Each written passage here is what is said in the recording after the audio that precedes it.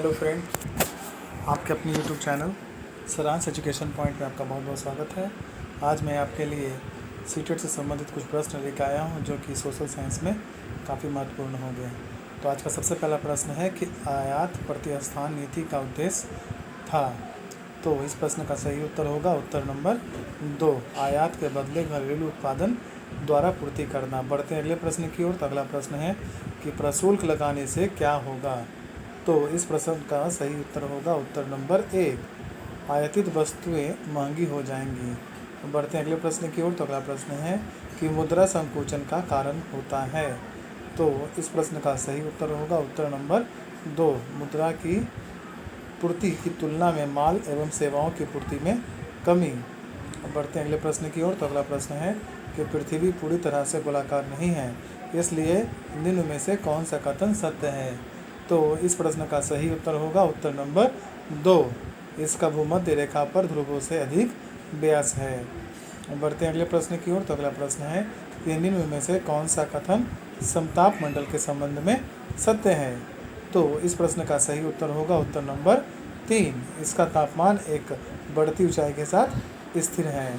बढ़ते हैं अगले प्रश्न की ओर। तो अगला प्रश्न है कि निम्नलिखित शासकों में से किसने आगरा के किले का निर्माण करवाया था। तो इस प्रश्न का सही उत्तर होगा उत्तर नंबर 2, अकबर। अब बढ़ते हैं अगले प्रश्न की ओर। तो अगला प्रश्न है कि संसद के द्विसदनीय बनाने के पीछे तर्क है। तो इस प्रश्न का सही उत्तर होगा उत्तर नंबर 4, उपरोक्त सभी, यानी कि समाज के सभी वर्गों को समुचित प्रतिनिधित्व। दूसरा है कि सभी क्षेत्रों को समुचित प्रतिनिधित्व। और तीसरा है एक सदन द्वारा जल्दीबाजी में लिए गए निर्णय पर पूर्ण विचार करने हेतु। अब बढ़ते हैं अगले प्रश्न की ओर। तो अगला प्रश्न है कि निम्न में से कौन सा मूल कर्तव्य नहीं है। तो इस प्रश्न का सही उत्तर होगा उत्तर नंबर 3, अहिंसा से दूर रहें और राष्ट्रीय संपत्ति से दूर रहें। बढ़ते हैं अगले प्रश्न की ओर। तो अगला प्रश्न है कि मौलिक अधिकारों के विषय में असत्य है। तो इस प्रश्न का सही उत्तर होगा उत्तर नंबर 2, मौलिक अधिकार राज्य को दिए गए, न कि नागरिकों को। बढ़ते अगले प्रश्न की ओर। तो अगला प्रश्न है कि पंचायती राज से संबंधित निम्न कथनों में से कौन सा कथन सही नहीं है। तो इस प्रश्न का सही उत्तर होगा उत्तर नंबर 3, यदि 5 वर्ष पूर्व पंचायत भंग होती है तो 1 वर्ष के अंदर नए चुनाव होना अनिवार्य है। अब बढ़ते अगले प्रश्न की ओर। तो अगला प्रश्न है कि राष्ट्रीय विकास परिषद की बैठक में राज्य का प्रतिनिधित्व करता है। तो इस प्रश्न का सही उत्तर होगा उत्तर नंबर 2, मुख्यमंत्री। बढ़ते अगले प्रश्न की ओर। तो अगला प्रश्न है कि भारतीय संविधान बनाने वाली संविधान सभा को स्थापित किया गया था। तो इस प्रश्न का सही उत्तर होगा उत्तर नंबर 3, कैबिनेट मिशन योजना के तहत 1946। बढ़ते अगले प्रश्न की ओर। तो अगला प्रश्न है कि एक लोकतंत्र जिसमें सभी लोगों को सीधे कानून बनाने और शासन करने का अधिकार हो, उसका नाम है। तो इस प्रश्न का सही उत्तर होगा उत्तर नंबर 1, प्रत्यक्ष लोकतंत्र। बढ़ते अगले प्रश्न की ओर। तो अगला प्रश्न है कि चौथी बौद्ध परिषद को निम्नलिखित शहरों में से किस शहर में आयोजित किया गया था। तो इस प्रश्न का सही उत्तर होगा उत्तर नंबर 4, कुंडल वन में। बढ़ते अगले प्रश्न की ओर। तो अगला प्रश्न है कि NCF 2005 में बहुलता मुद्दों के तहत सामाजिक जीव विज्ञान शिक्षण से संबंधित निम्नलिखित सुझाव में कौन सा सुझाव है। तो इस प्रश्न का सही उत्तर होगा उत्तर नंबर 2, प्रासंगिक स्थानीय सामग्री को पाठ्यपुस्तकों का एक हिस्सा बनाना। अब बढ़ते अगले प्रश्न की ओर। तो अगला प्रश्न है कि छात्रों को प्राकृतिक संसाधनों का संरक्षण विषय पढ़ाना उनके निम्न में से कौन सी प्राकृतिक संसाधन का संरक्षण करना सीखने में सहायता करता है। तो इस प्रश्न का सही उत्तर होगा उत्तर नंबर 1, वायु एवं जल। अब बढ़ते अगले प्रश्न की ओर। तो अगला प्रश्न है कि डैश नामक पशु की आकृति जो मोहर पर मिली है उससे ज्ञात होता है कि सिंधु घाटी एवं मेसोपोटामिया की सभ्यताओं के मध्य व्यापारिक संबंध थे। तो इस प्रश्न का सही उत्तर होगा उत्तर नंबर 3, बैल। बढ़ते अगले प्रश्न की ओर। तो अगला प्रश्न है कि आपातकाल पर विचार करने के लिए लोकसभा के न्यूनतम 1/10 सदस्य लोकसभा अध्यक्ष या राष्ट्रपति के सदन की बैठक अनिवार्य रूप से बुलाए जाने की लिखित मांग कर सकते हैं।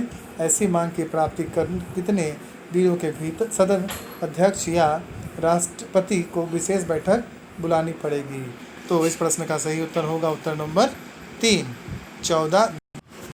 बढ़ते हैं आज के अगले प्रश्न पे। तो अगला प्रश्न है कि निम्नलिखित में से कौन सा प्रश्न विद्यार्थियों के आलोचनात्मक तार्किक चिंतन कौशल को विकसित करने में मदद करेगा। तो इस प्रश्न का सही उत्तर होगा उत्तर नंबर 1, महिलाओं पर कार्य का दुगना बोझ पर टिप्पणी कीजिए। अगले प्रश्न में बढ़ते हैं। तो अगला प्रश्न है कि अन्वेषण के दौरान छात्र कार्य करता है।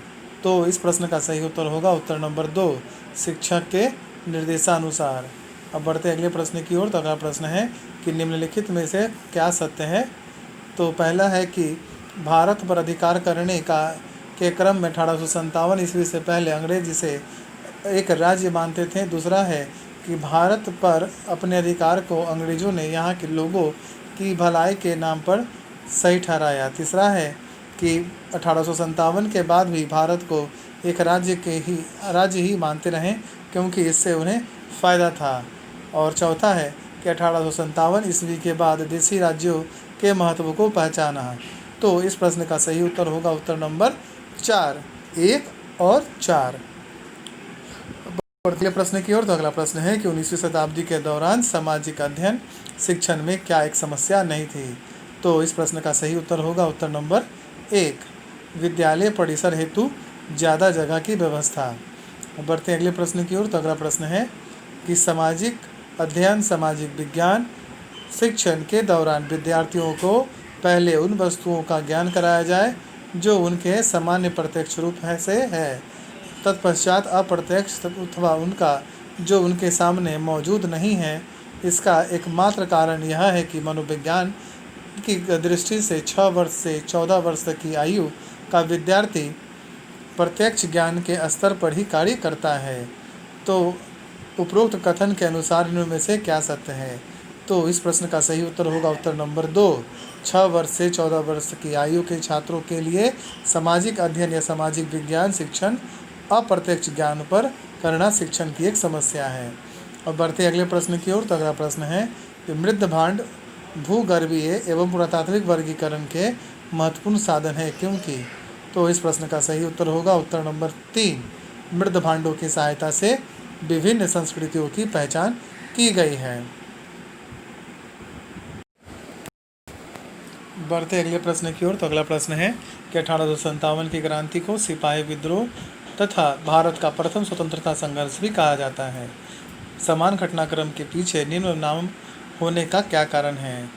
तो इस प्रश्न का आंसर होगा आंसर नंबर 1, इस घटना के मुख्य कारकों को चिन्हित करना। अब बढ़ते अगले प्रश्न की ओर। तो अगला प्रश्न है कि दक्षिण भारत में उत्तर भारत की तुलना में चीनी उत्पादन तीव्र गति से हुआ, इसका प्रमुख कारण है।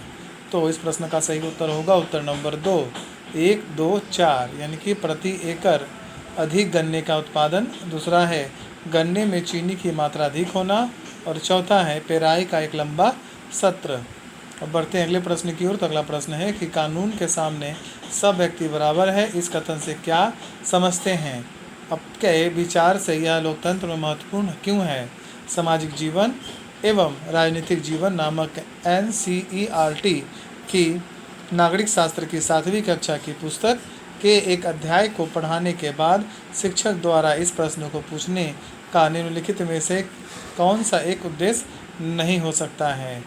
तो इस प्रश्न का सही उत्तर होगा उत्तर नंबर 3, यह आकलन करना कि विद्यार्थी को कानून की कितनी समझ है।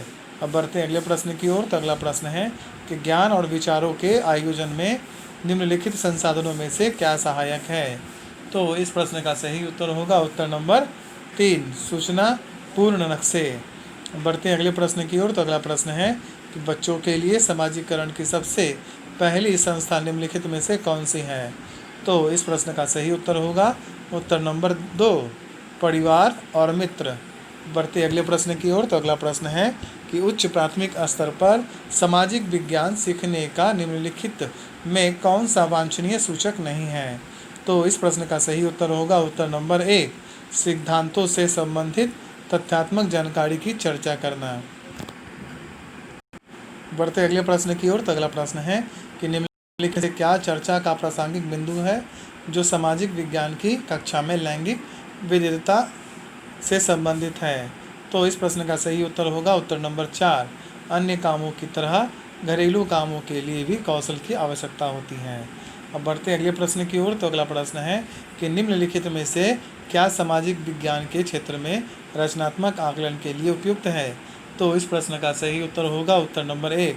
पाठ में दिए गए पारिभाषिक शब्दों की व्याख्या करना।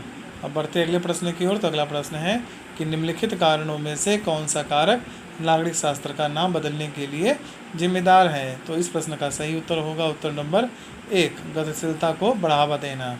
अब बढ़ते अगले प्रश्न की ओर। तो अगला प्रश्न है कि सामाजिक विज्ञान की पुस्तकों में चित्रों का प्रयोग करने के पीछे क्या उद्देश्य है। तो इस प्रश्न का सही उत्तर होगा उत्तर नंबर 1। अपरिचित स्थिति की कल्पना करना। अब बढ़ते अगले प्रश्न की ओर। तो अगला प्रश्न है कि निम्नलिखित में से कौन सा उद्देश्य उच्च प्राथमिक स्तर पर भूगोल शिक्षण का उद्देश्य नहीं है। तो इस प्रश्न का सही उत्तर होगा उत्तर नंबर 1। भारत की अर्थव्यवस्था पर प्राकृतिक आपदाओं के विनाशकारी प्रभाव से संबंधित ज्ञान का अधिग्रहण। अब बढ़ते अगले प्रश्न की ओर। तो अगला प्रश्न है कि सामाजिक विज्ञान के निम्नलिखित विषयों में से कौन सा विषय उच्च प्राथमिक स्तर पर पढ़ाया जाता है। तो इस प्रश्न का सही उत्तर होगा उत्तर नंबर 2। इतिहास, भूगोल, सामाजिक राजनीतिक विज्ञान और अर्थशास्त्र।